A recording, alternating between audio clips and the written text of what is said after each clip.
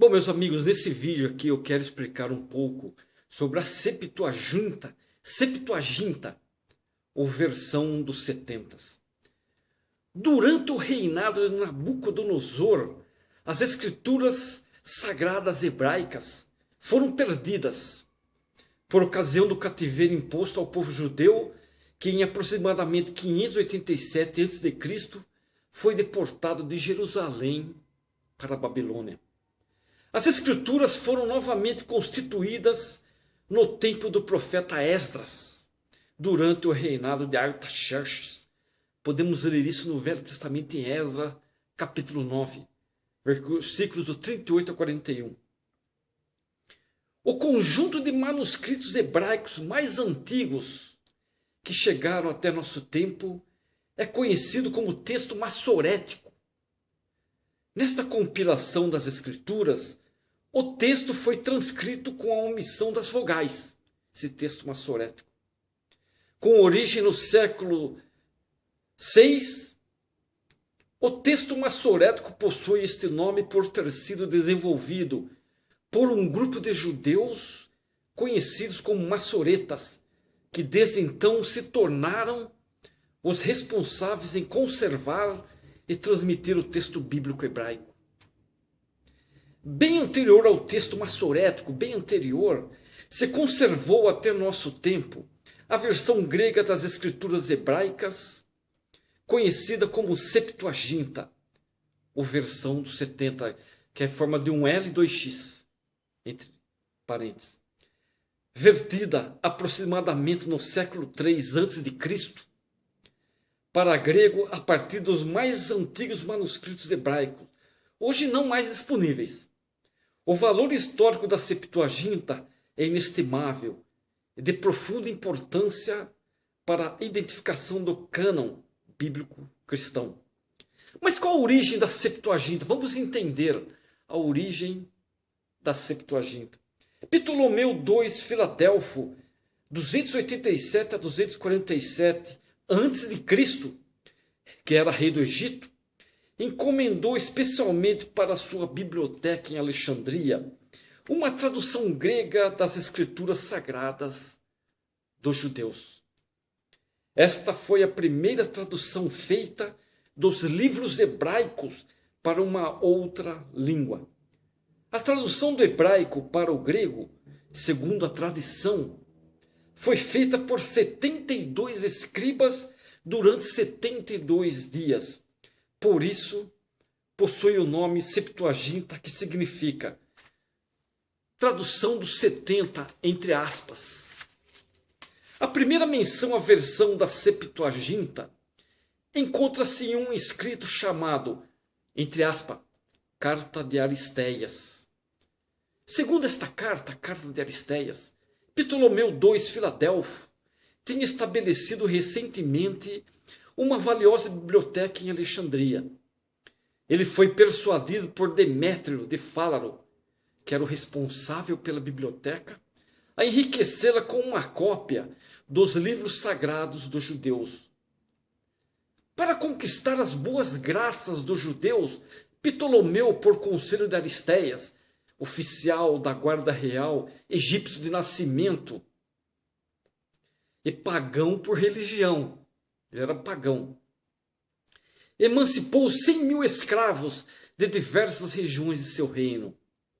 Então enviou representantes, entre os quais Aristeias, a Jerusalém, e pediu a Eleazar, quem era? O sumo sacerdote dos judeus, o sumo sacerdote Eleazar, para que fornecesse uma cópia da lei e judeus capazes de traduzi-la para o grego.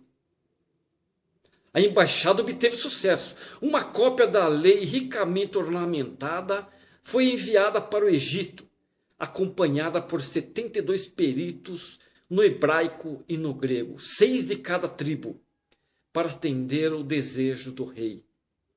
Estes foram recebidos com grande honra e durante 7 dias surpreenderam a todos pela sabedoria que possuíam, demonstrado em respostas que deram a 72 questões. Então eles foram levados para a isolada ilha de Faros e ali iniciaram seus trabalhos, traduzindo a lei, ajudando uns aos outros e comparando as traduções conforme iam terminando. Ao final de 72 dias, a tarefa estava concluída.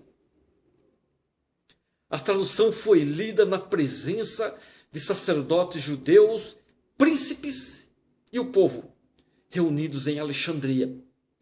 A tradução foi reconhecida por todos e declarada em perfeita conformidade com o original hebraico. O rei ficou profundamente satisfeito com a obra e a depositou na sua biblioteca em Alexandria. Comumente se acredita que a carta de Aristéias foi escrita por volta de 200 a.C., 50 anos após a morte do rei Filadelfo II. Não há ainda entre os estudiosos um consenso sobre a origem e a autenticidade desta carta, embora a grande maioria considere seu conteúdo fantasioso e lendário. Questiona-se se não há algum fundamento histórico disfarçado sob os detalhes lendários. Por exemplo, hoje se sabe com certeza que o Pentateuco foi mesmo traduzido em Alexandria. Todos nós sabemos isso. Luciano, sacerdote de Antioquia e mártir, que ele foi morto, no início do século IV, publicou uma edição corrigida de acordo com o hebraico.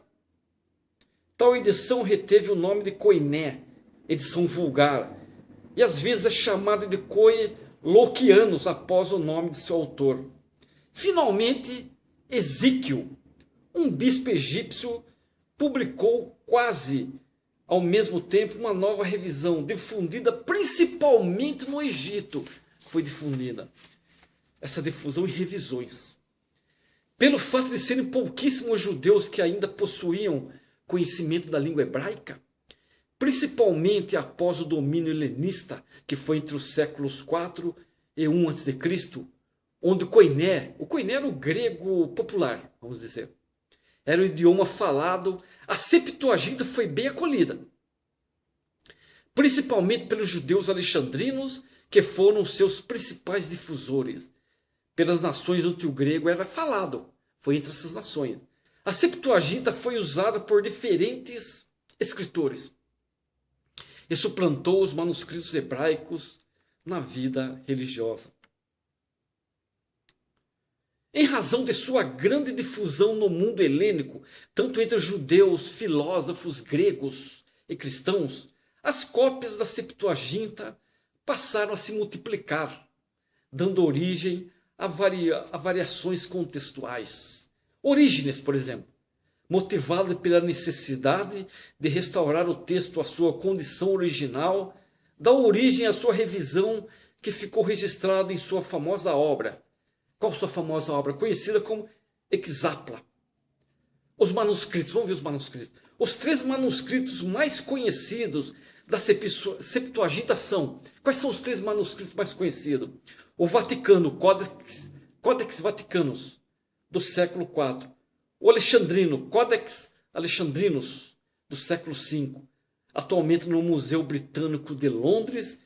E o do Monte Sinai, Codex Sinaiticus, do século IV, descoberto por Tischendorf, no convento de Santa Catarina, no Monte Sinai, no ano de 1844 e 1849, sendo que parte se encontra em Leipzig e parte em São Petersburgo. Todos foram escritos em um sais.